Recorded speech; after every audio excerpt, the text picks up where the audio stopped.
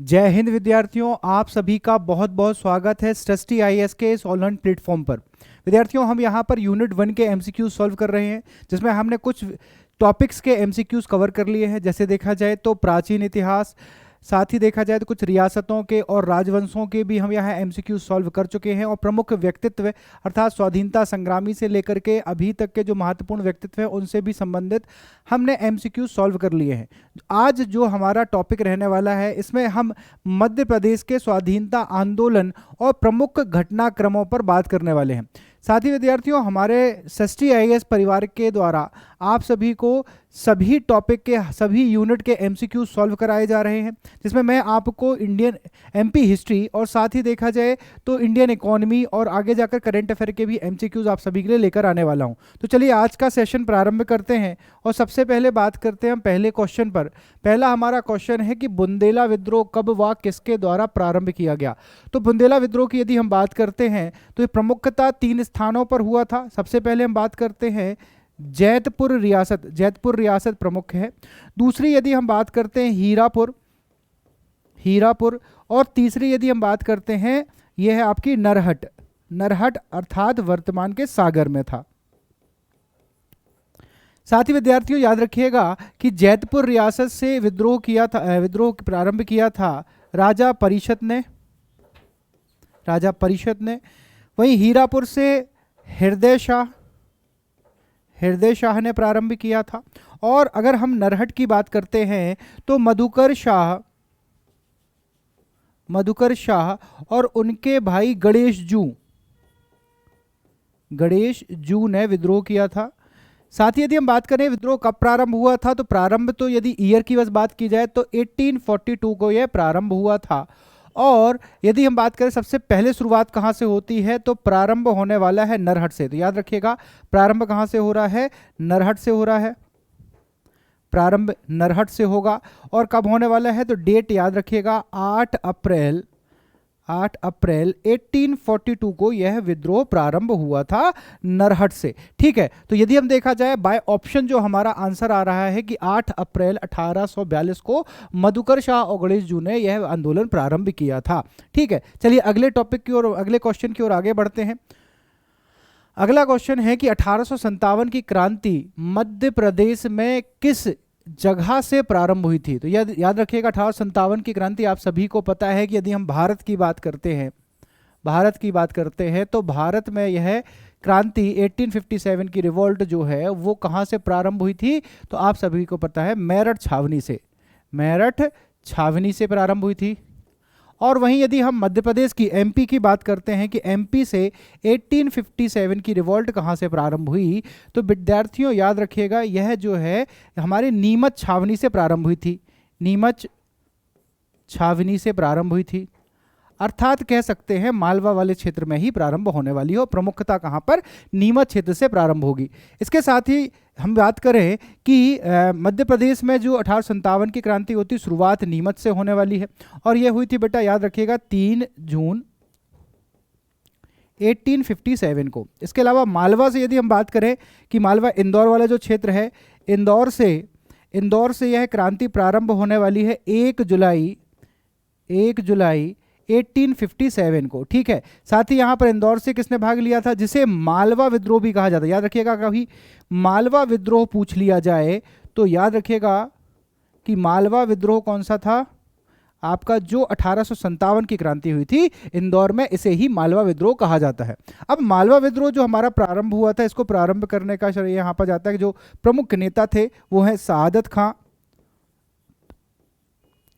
खां, दूसरे हैं वंश गोपाल, और तीसरे हैं भागीरथ सिलावट।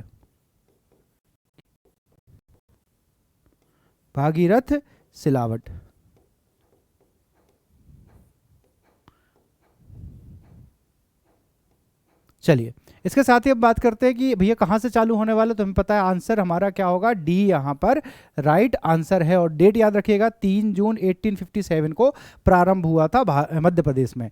अगले क्वेश्चन पर बात कर लेते हैं। ये ऑप्शन ए गलत है, यहाँ पर आंसर डी यहाँ पर सही होगा आपका। अगले क्वेश्चन पर आगे आते हैं कि इंदौर में किसने 1857 की क्रांति का नेतृत्व किया था? तो अब भी हमने पिछले ही टॉपिक में पढ़ा कि यहाँ से इंदौर से, जिसे हम मालवा विद्रोह भी कह रहे हैं, मालवा विद्रोह भी कहते हैं, यह प्रारंभ कहाँ से प्रारंभ हुआ? इंदौर से। और इसके देखा जाए तो यहाँ पर कौन नेतृत्व करने वाला है? शहादत खां, वंश गोपाल और यहाँ पर भागीरथ सिलावट। नहीं, बी ऑप्शन आएगा, भागीरथ सिलावट। शहादत खां वंश गोपाल, हाँ शहादत खां वंश गोपाल और भागीरथ सिलावट, अर्थात हमारा सी ऑप्शन यहाँ सही है। पिछले ही बताया था मैंने आप सभी को, शहादत खां वंश गोपाल और भागीरथ सिलावट ने यहाँ से आंदोलन प्रारंभ किया था, जिसे मालवा विद्रोह भी कहा जाता है। और कब प्रारंभ हुआ? अब भी बताया था, 1 जुलाई 1857 को यह प्रारंभ हुआ था। चलिए, इसके साथ ही हम अगले क्वेश्चन की ओर आगे बढ़ते हैं और अगले प्रश्न पर हम देखते हैं।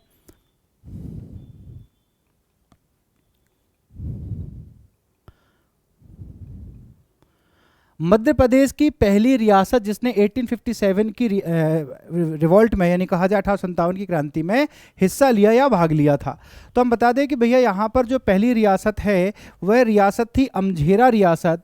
और अमझेरा रियासत के उस समय पर राजा हुआ करते थे बख्तावर सिंह। बख्तावर सिंह यहाँ पर राजा हुआ करते थे। उन्होंने जो है सबसे पहले क्रांति प्रारंभ की। और एक्चुअली देखा जाए तो ये जो अमझेरा रियासत है वो कहाँ पर आती थी? धार में आती थी। और धार उस समय अमझेरा रियासत अधीन थी पॉलिटिकल एजेंट के, जो भोपावर में हुआ करता था। तो इन्होंने भोपावर में एक सेना भेजी थी, कहाँ भेजी थी इन्होंने? तो भोपावर पे, भोपावर छावनी पर।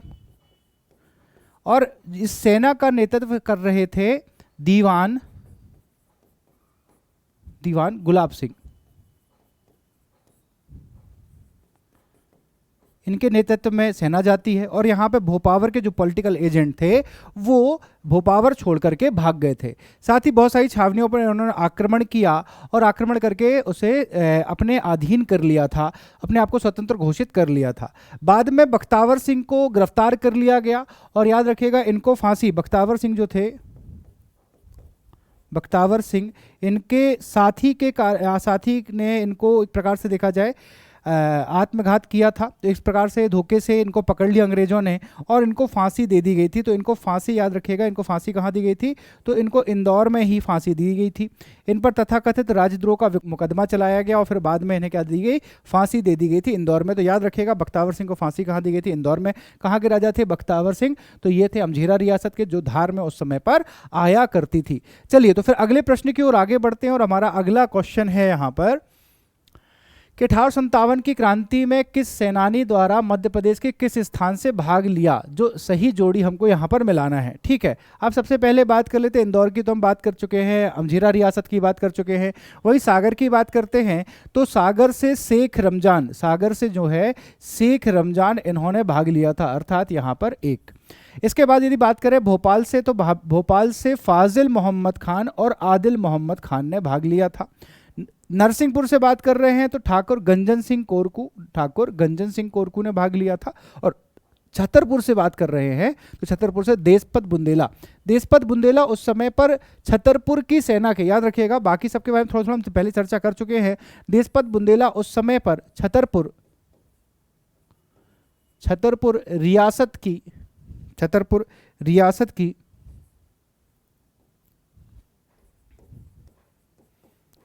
रियासत की सेना के प्रमुख हुआ करते थे।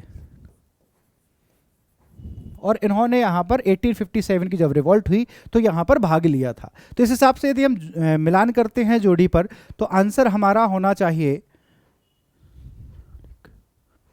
2 3 4 1, मतलब आंसर बी हमारा यहाँ पर क्या होगा? सही होगा। ठीक है, चलिए अगले क्वेश्चन पर आगे बढ़ते हैं और हमारा अगला प्रश्न है कि 1857 की क्रांति के दौरान भोपाल रियासत में किसका शासन था? तो अभी थोड़ी देर पहले ही देखा था कि भैया भोपाल रियासत से 1857 की रिवॉल्ट कौन करने वाला है? तो 1857 की रिवॉल्ट हमने बताया था फाजिल मोहम्मद खान करेंगे। फाजिल मोहम्मद खान, इनके साथ इनके भाई आदिल मोहम्मद खान ने भी भाग लिया था।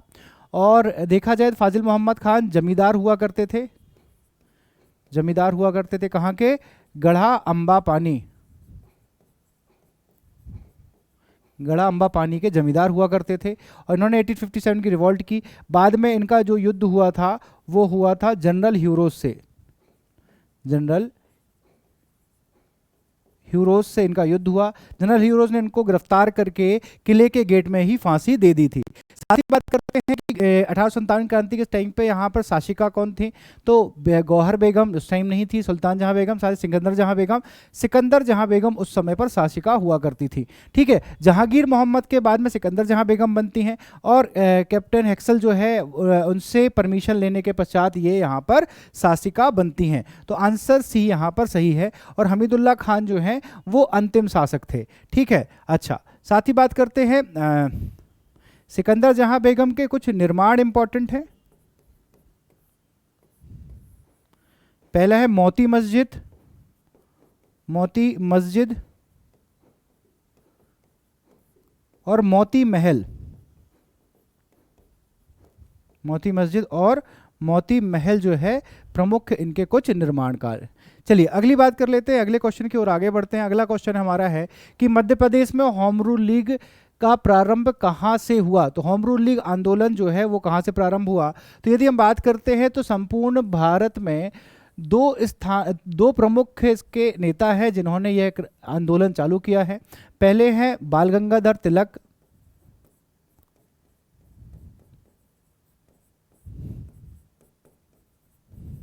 बाल गंगाधर तिलक, और दूसरी है एनी बेसेंट।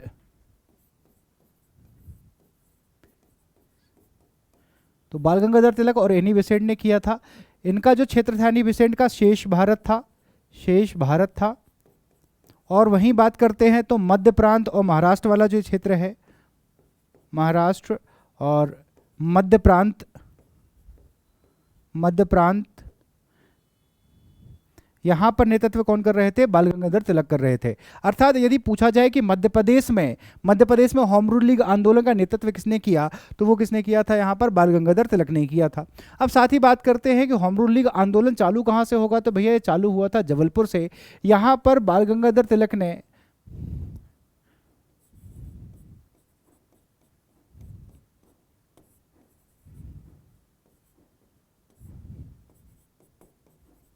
तिलक द्वारा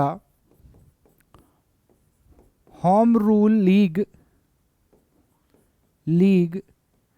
की एक शाखा, होम रूल लीग की एक शाखा का निर्माण कहाँ करवाया था इन्होंने, जबलपुर में करवाया था। किस टाइम करवाया था, तो हुआ यह था कि होम रूल लीग आंदोलन के पहले जो है कांग्रेस के अधिवेशन यानी कि लखनऊ अधिवेशन में जाते हुए बाल गंगाधर तिलक जबलपुर आते हैं और यहाँ पर ये आम सभा का संबोधित करते हैं। जिस स्थान पर इन्होंने इस सभा का संबोधन किया था उस स्थान को वर्तमान पर तिलक भूमि तलैया के नाम से ही जाना जाता है। साथ ही बात करते हैं इसी समय पर इन्होंने यहाँ पर एक होम रूल लीग की शाखा यहाँ पर स्थापित करी थी। वहीं यदि हम नागपुर की बात करते हैं तो नागपुर में नेतृत्व करने वाले हैं इस आंदोलन का, वो हैं दादा साहब खापर्डे, दादा साहब खापर्डे।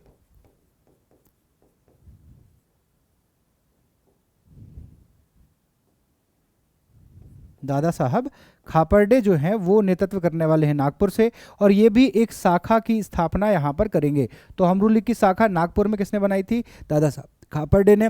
फिर देखा जाए तो होम रूल लीग की जबलपुर की शाखा किसने बनाई थी, तो उसकी स्थापना की थी बाल गंगाधर तिलक ने। शुरुआत तो कहाँ से हुई है, जबलपुर से हुई है। लेकिन मध्य भारत में यदि बात करा जाए तो बाद में यानी कि शुरुआत होने के बाद में जो केंद्र रहा है, याद रखिएगा, जो केंद्र रहा है आंदोलन का वह रहा है नागपुर। नागपुर ही इसका केंद्र बाद में रहा है। लेकिन प्रारंभ में मध्य प्रदेश में यदि हम बात करते हैं तो वो कहाँ से होगी, जबलपुर से होने वाली है। अगले क्वेश्चन की ओर आगे बढ़ते हैं कि मध्य प्रदेश में खिलाफत आंदोलन का श्रेय किसको दिया जाता है। चलो बात कर लेते हैं भैया कि खिलाफत आंदोलन। तो खिलाफत आंदोलन चालू होता है 1919 में। किसने प्रारंभ किया था, भारत की बात कर ले तो भारत में यह आंदोलन प्रारंभ करने वाले हैं अली बंधु यानी मोहम्मद अली और शौकत अली द्वारा, मोहम्मद अली और शौकत अली द्वारा यह आंदोलन भारत में चालू किया गया और ऑल इंडिया खिलाफत लीग की स्थापना की गई थी, जिसके अध्यक्ष, ऑल इंडिया खिलाफत लीग की स्थापना की गई जिसके अध्यक्ष थे महात्मा गांधी जी। अब आप सभी को पता है क्यों हुआ था चालू, भैया खलीफा का पद अंत कर दिया गया था, इसलिए यहाँ पर खिलाफत आंदोलन भारत में हुआ था। साथ ही बात करते हैं कि मध्य प्रदेश में कहाँ से प्रारंभ होता है, तो एमपी में प्रारंभ की बात करते हैं हम, तो यह प्रारंभ होने वाला है जबलपुर से। याद रखिएगा, यह जबलपुर से प्रारंभ होगा, जिसकी शुरुआत करने वाले हैं डुंडीलाल जाटव और अब्दुल जफ्फार खान। गफ्फार नहीं है, जफ्फार के नाम से हैं, याद रखिएगा, अब्दुल जफ्फार खान। तो आंसर यहाँ पर डी हमारा सही होगा, तो याद रखिएगा डी आंसर यहाँ पर सही है। ठीक है, याद रखिएगा अब्दुल जफ्फार खान और आपके डुंडीलाल जाटव, इन्होंने यहाँ से खिलाफत आंदोलन प्रारंभ किया था। वही आप बात करते हैं भोपाल से खिलाफत आंदोलन में किसने भाग लिया था, तो यहाँ है बाई अम्मान,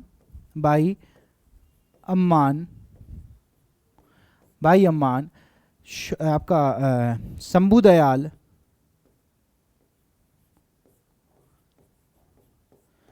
और सैयद हामिद हुसैन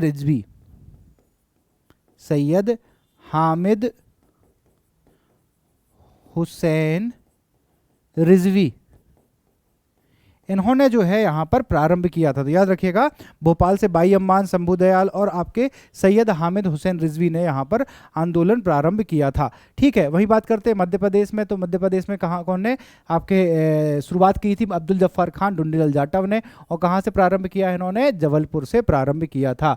इसके बाद खिलाफत आंदोलन आप सभी को पता है कि 1924 में जब तुर्की के खलीफा कमाल पाशा मान जाते हैं कि हाँ तुर्क पद समाप्त, यानी खलीफा का पद समाप्त कर देना चाहिए, उसके साथ ही यह आंदोलन क्या हो गया, स्वतः ही समाप्त हो गया था।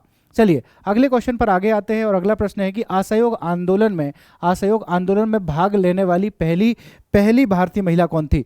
पहली भारतीय महिला की यदि हम बात कर रहे हैं तो असहयोग आंदोलन आप सभी को पता है 1920 में प्रारंभ हुआ था। ठीक है, और इसमें भी कहां से प्रारंभ होगा, सबसे पहले जबलपुर से ही प्रारंभ होने वाला है।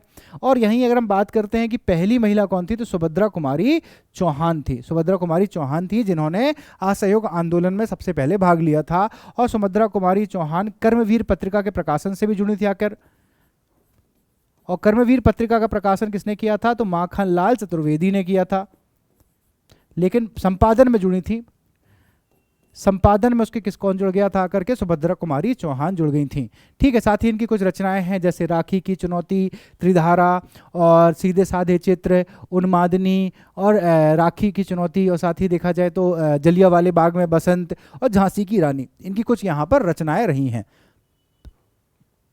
आगे बढ़ते हैं अगले क्वेश्चन की ओर। अगला प्रश्न है कि मध्य प्रदेश में झंडा सत्याग्रह कहाँ से प्रारंभ हुआ था।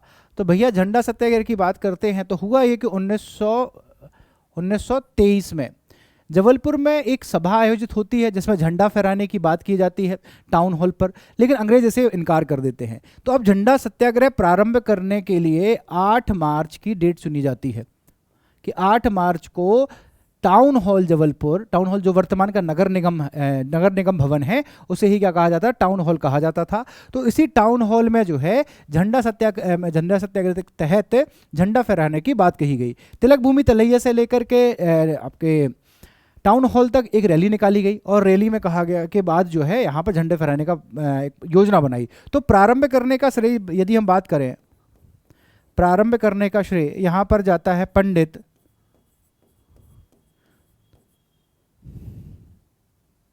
सुंदरलाल। तो प्रारंभ किसने किया था, पंडित सुंदरलाल जी ने किया था। लेकिन सबसे पहले यदि हम बात करें कि झंडा किसने फहराया था, तो सबसे पहले टाउन हॉल पर पहुंचता है दल, युवाओं का दल पहुंचता है जिसका नेतृत्व कर रहे थे यहाँ पर प्रेमचंद्र जैन जो हैं यहाँ नेतृत्व कर रहे थे। वास्तव में ये कहाँ से बिलोंग करते हैं, तो यह दमोह से बिलोंग करते हैं, दमोह के थे। और इसके बाद में ये झंडा फहरा देते हैं और साथ ही पंडित सुंदरलाल जी और प्रेमचंद जैन जी को जो है यहाँ पर अंग्रेज कारावास में डाल देते हैं। प्रेमचंद जी एक और चीज़ के लिए इंपॉर्टेंट है, जब आगे जाकर के भारत छोड़ो आंदोलन होगा तो इस भारत छोड़ो आंदोलन में ये वीर गति को प्राप्त हुए थे। ठीक है, यानी कि शहीद हुए थे यहाँ से। पुलिस की गोली से शहीद हो गए थे। कहाँ से हुए थे वो भी याद रखिएगा, दमोह से। दमोह से इन्होंने आंदोलन भाग लिया था और ये वीर गति को प्राप्त हुए थे। ठीक है, तो देखा जाए तो यह आंदोलन जो है कहाँ से प्रारंभ हो रहा है, जबलपुर से प्रारंभ होगा। बाद में इसका केंद्र नागपुर बनाया जाएगा। कांग्रेस जो है इसका राष्ट्रीय महत्व को समझते हुए झंडा सत्याग्रह संपूर्ण भारत में होंगे, जिसका केंद्र नागपुर बनाया जाएगा। बहुत सारे स्वयंसेवी यहाँ पर पहुंचेंगे और आंदोलन में भाग लेंगे। तो नागपुर से इस आंदोलन का नेतृत्व किया था जमुना लाल बजाज जी ने, जमुना लाल बजाज, जो कि गांधी जी के दत्तक पुत्र माने जाते हैं। चलिए अगले क्वेश्चन की ओर आगे बढ़ते हैं। किसके द्वारा टाउन हॉल में झंडा फहराया गया था? चलो सबसे पहले यदि देखा जाए तो पहली बार ऐसा अवसर था झंडा सत्याग्रह में ही जब किसी सरकारी भवन पर झंडा फहराया गया था। और सबसे पहले झंडा फहराया था यहाँ प्रेमचंद जैन जी ने, जिनके बारे में भी मैंने बात किया था। कहाँ से बिलोंग करते हैं? तो ये दमोह से थे और भारत छोड़ो आंदोलन में इन्होंने दमोह से आंदोलन करते हुए वीरगति को प्राप्त भी हुए थे।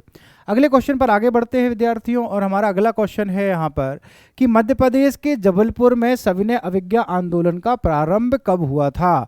ठीक है, तो शुरुआत याद रखिए कहाँ से हो रही है सविनय अवज्ञा की। तो पहला क्वेश्चन तो यही से बन जाता है अपना कि प्रारंभ कहाँ से हुआ।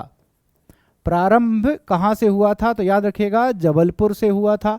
प्रारंभ हुआ जबलपुर से। अब प्रारंभ करने कौन वाला है? तो द्वारिका प्रसाद मिश्र,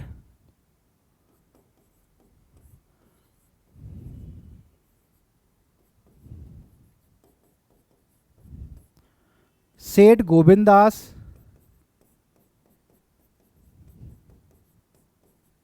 इन्होंने प्रारंभ किया। और साथ ही यहाँ पे किससे परमिशन लेने के बाद प्रारंभ किया था?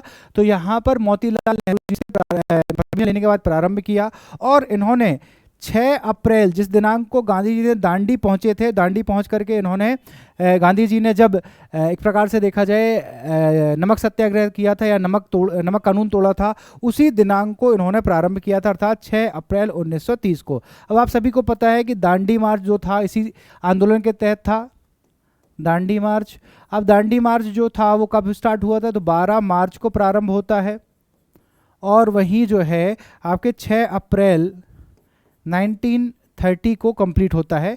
गांधी जी कब पहुंचते हैं दांडी? तो यहाँ पर 6 अप्रैल को पहुंचते हैं। अब यहाँ पर 6 अप्रैल को पहुंचे हैं तो याद रखिएगा भैया इसी दिनांक को मध्य प्रदेश में प्रारंभ होगा। और कौन प्रारंभ करने वाले हैं? तो याद रखिएगा द्वारिका प्रसाद मिश्र और साथ ही सेठ गोविंद दास जी। तो यहाँ पर आंसर हमारा जो है ए ऑप्शन यहाँ पर सही होगा। तो आंसर ए हमारा क्या है? यहाँ पर सही है। अगले क्वेश्चन की ओर आगे बढ़ते हैं। अगला प्रश्न है कि हिंदी महासभा का आयोजन 15 अप्रैल 1930 को किया गया था, जिसके अध्यक्ष थे। चलिए अब भैया जब सविनय अवज्ञा आंदोलन चल रहा था तो इसी सविनय अवज्ञा आंदोलन के दौरान सविनय अवज्ञा आंदोलन के दौरान जो है अब हिंदी महासभा का आयोजन किया गया। अब ये आयोजन किया कहाँ गया था? तो याद रखिएगा इसका आयोजन किया गया था रायपुर में। याद रखिए कहाँ आयोजन किया गया था? तो रायपुर में इसका आयोजन किया गया था। और साथ ही प्रारंभ में जो अध्यक्ष बनाए जाने थे तो वो थे जवाहरलाल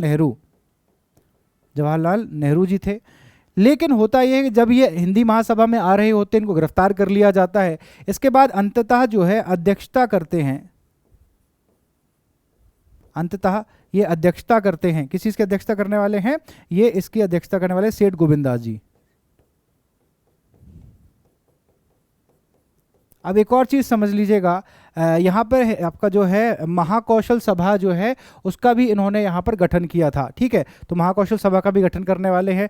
साथ ही देखा जाए तो इसकी अध्यक्षता, हिंदी महासभा की अध्यक्षता रायपुर में किसने की थी? तो सेठ गोविंद दास जी ने की थी।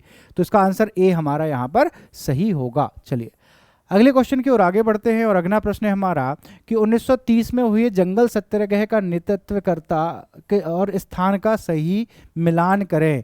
तो भैया 1930 में प्रारंभ हुआ था, किस लिए प्रारंभ हुआ था ये जंगल सत्याग्रह या वन सत्याग्रह? जंगल कानून के विरोध में प्रारंभ हुआ था और यह प्रारंभ हुआ था, यह क्वेश्चन पूछा गया था वेटनरी असिस्टेंट सर्जन में कि इसका प्रारंभ कहाँ से हुआ था?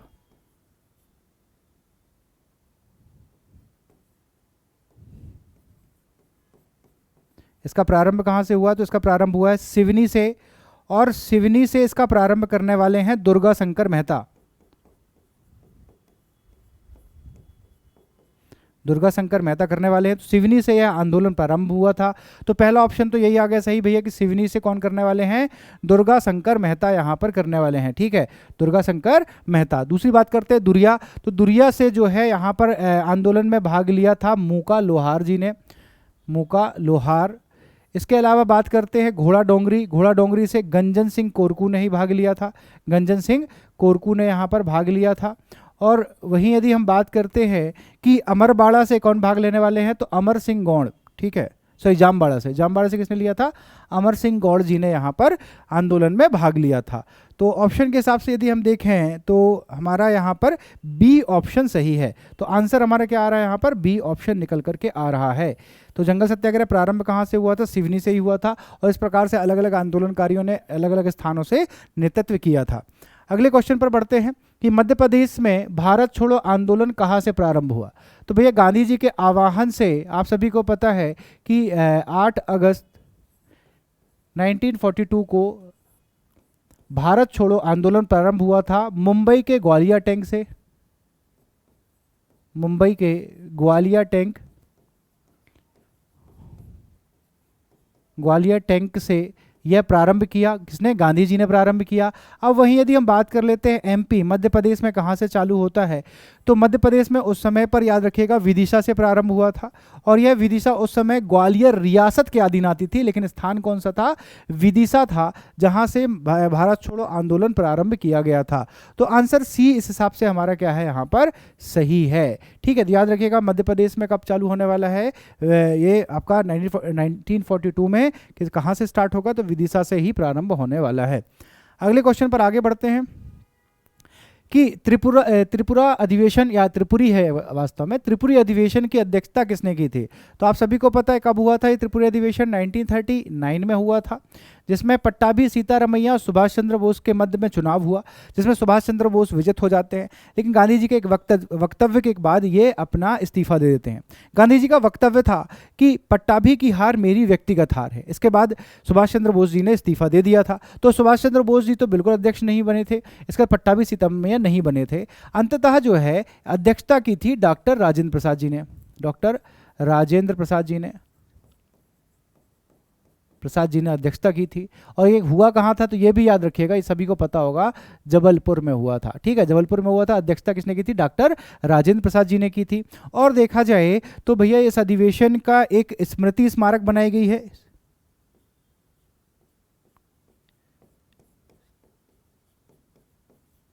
स्मृति स्मारक बनाई गई, कहाँ बनाई गई है, तो ये कमानिया गेट बनाया गया है जबलपुर में, कमानिया गेट जबलपुर में बनाया गया है। ठीक है, तो याद रखिएगा भैया मध्य प्रदेश में एकमात्र अधिवेशन हुआ है कांग्रेस का 1939 में, कहां पर, जबलपुर में हुआ था। इसकी अध्यक्षता किसने की है, डॉक्टर राजेंद्र प्रसाद ने। साथ ही स्वागत समिति बनाई गई थी, स्वागत समिति के अध्यक्ष थे सेठ गोविंद दास और सचिव थे कुंजीलाल दुबे जी थे। चलिए इसी के साथ अगले क्वेश्चन की ओर आगे बढ़ते हैं हम। और अगला प्रश्न है हमारा कि सागर में नौजवान सभा का आयोजन किसने किया था। अब बात करते हैं नौजवान सभा की स्थापना किसने की थी, इस पर ही पहले बात कर लेते हैं कि नौजवान सभा जो है इसकी स्थापना किसके द्वारा की गई। तो नौजवान सभा की स्थापना हुई थी भगत सिंह द्वारा, भगत सिंह जी ने इसकी स्थापना की थी।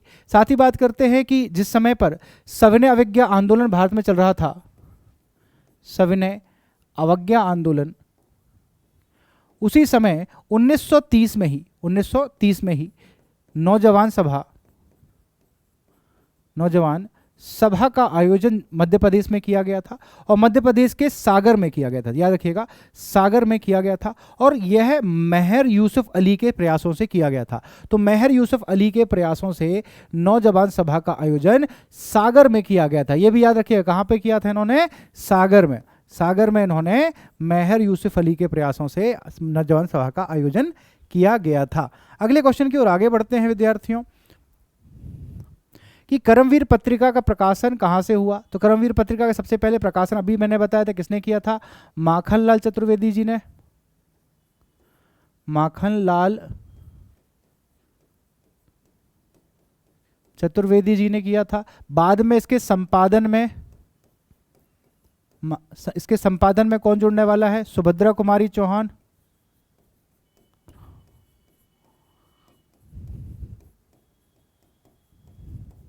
तो सुभद्रा कुमारी चौहान इसमें जुड़ गई संपादन में बाद में आकर के, और इसका प्रकाशन किया गया था जबलपुर से।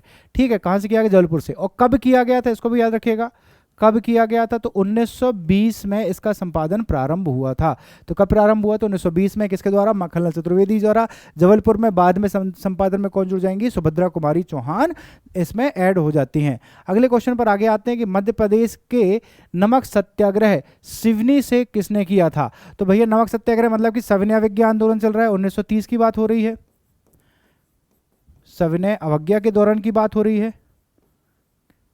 और सविनय अवज्ञा आंदोलन जो है इसको जब अगर सिवनी की बात हो रही है तो सिवनी से यह प्रारंभ हुआ था आपके गांधी चौराहे से, गांधी चौक कहा जाता है, गांधी चौक से प्रारंभ हुआ था। और इसे प्रारंभ किया था दुर्गा शंकर मेहता ने।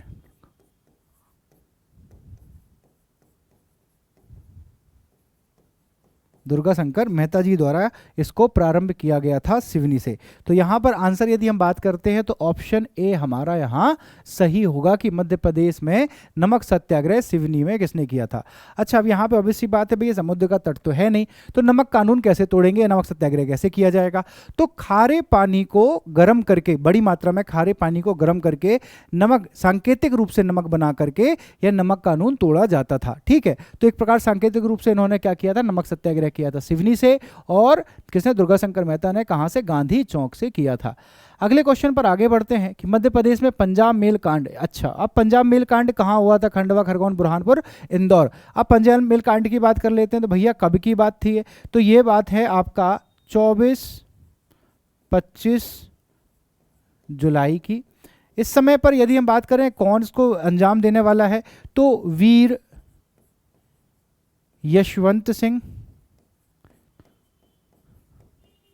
दूसरे व्यक्ति है यहां पर जिन्होंने इसमें भाग लिया था, वो थे नारायण तिवारी,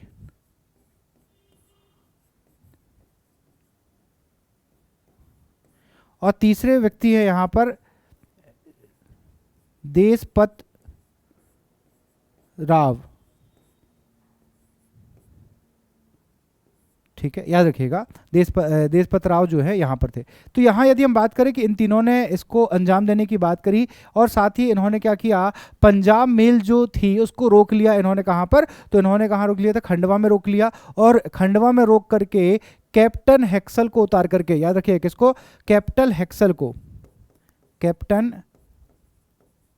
हेक्सल को उतार करके इन्होंने मौत के घाट उतार दिया था, याद रखिएगा। तो कैप्टन हेक्सल की इन्होंने क्या की थी? यहाँ पर हत्या कर दी थी। तो बहुत ज़्यादा फेमस था ये पंजाब मेल कांड। किसको, किन तीन लोगों ने किया है? तो वीर यशवंत सिंह, नारायण तिवारी और देशपत राव जी थे। इसके अलावा कैप्टन हेक्सल की हत्या कर दी गई। बाद में तीनों गिरफ्तार कर दिया गया और वीर यशवंत सिंह, नारायण तिवारी को जो है यहाँ पर फांसी दे दी गई थी, मृत्युदंड दिया गया था।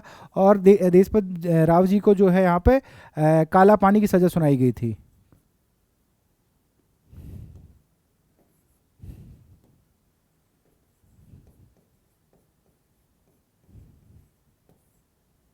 देशपत नहीं, इनका नाम जो है दलपत है, सॉरी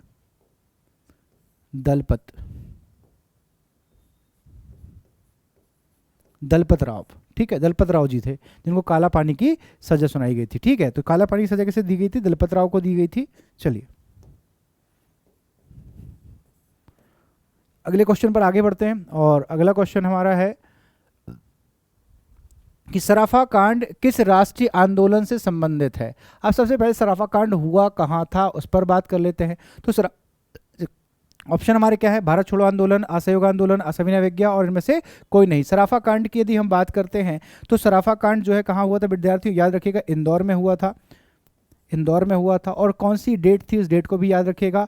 यह डेट थी आपका 6 सितंबर 1942। ठीक है, और इस सराफा कांड के जस्ट बाद एक और कांड हुआ, जैसे हम चिमनी बाग या चिमन बाग भी कहते हैं इसको, चिमन बाग की घटना के नाम से जानते हैं। और यह घटना एक्चुअली हुआ यहाँ पे था कि कुछ देखा जाए कुछ जो मिल के मजदूर थे, इनने मिलकर के यहाँ पर आंदोलन किया था, जहाँ अंग्रेजों ने लाठीचार्ज कर दिया था। तो ये हुआ था 12 सितंबर को। ये दोनों घटनाएं कहाँ से रिलेटेड है? इंदौर से ही है। एक सराफा कांड और दूसरा कौन सा है आपका और चिमनबाग की घटना। अच्छा, ये देखा जाए जो सराफा कांड हुआ था, इसमें मगनलाल, याद रखिएगा, जो शहीद हुए थे, उनका नाम याद रखिएगा, मगनलाल हीरालाल ओसवाल।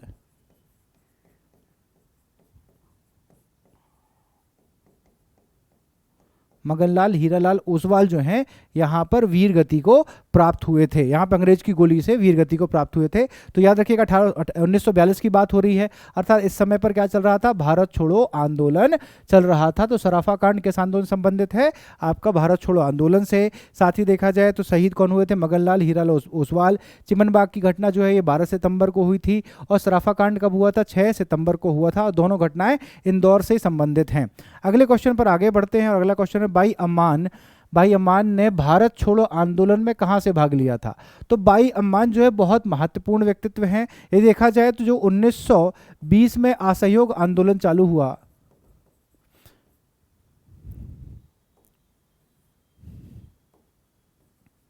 असहयोग आंदोलन प्रारंभ हुआ था, उसमें भोपाल से 3 प्रमुख व्यक्तित्व थे जिन्होंने आंदोलन भाग लिया था। पहली है बाई अम्मान, दूसरे हैं शंभू दयाल,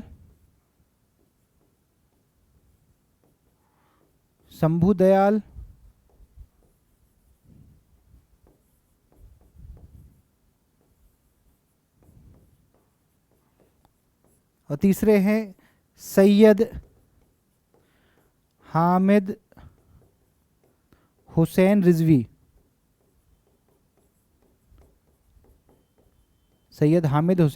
रिजवी। इन तीनों ने मिलकर के यहाँ पे असहयोग आंदोलन हो, चाहे आपका यहीं पर एक्चुअली देखा जाए इस समय पे खिलाफत आंदोलन में चल रहा था, खिलाफत आंदोलन हो, इन दोनों आंदोलन मिलकर के यहाँ से भाग लिया था। बाई अम्मान ने पर्दा प्रथा का लाभ उठाया और पर्दा प्रथा का लाभ उठाते हुए इन्होंने जो है यहाँ पर सूचनाओं को एक स्थान से दूसरे स्थान तक ले जाने का कार्य किया था। कहाँ से? भोपाल से। तो इनका आंदोलन यदि देखा जाए तो कहाँ से भाग लिया था? भोपाल से भाग लिया था। अगला क्वेश्चन है कि 1857 की क्रांति में भाग लेने वाली पहली रियासत थी। ये दोबारा रिपीट हो गया है। तो यदि हमें थोड़ी देर पहले बताया था कि भैया अमझेरा रियासत के शासक कौन थे? राजा बख्तावर सिंह।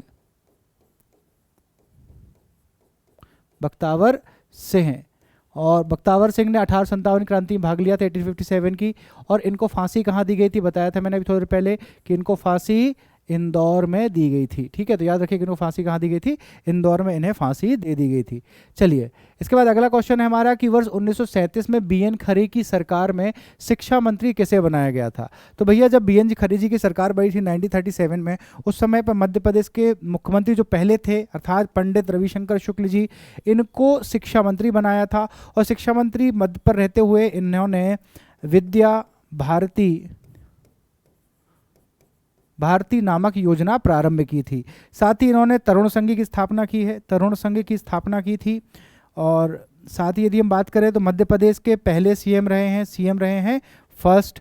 और यदि हम एक और बात करें इनसे कि सीपी एंड बरार के भी पहले सीएम कौन रहे हैं? यहाँ पे पंडित रविशंकर शुक्ल ही रहे हैं। चलिए, तो आज के लिए फिर इतना ही। फिर ऐसे ही हम आपके लिए नए नए क्वेश्चंस लेकर आते रहेंगे और आपके तैयारी में आपकी जितनी सहायता हो सकती है वो हम बिल्कुल करते रहेंगे। तो अगले सेशन में मिलते हैं नए क्वेश्चंस के साथ में, नए टॉपिक के साथ में। आज के लिए इतना ही। जय हिंद, जय भारत।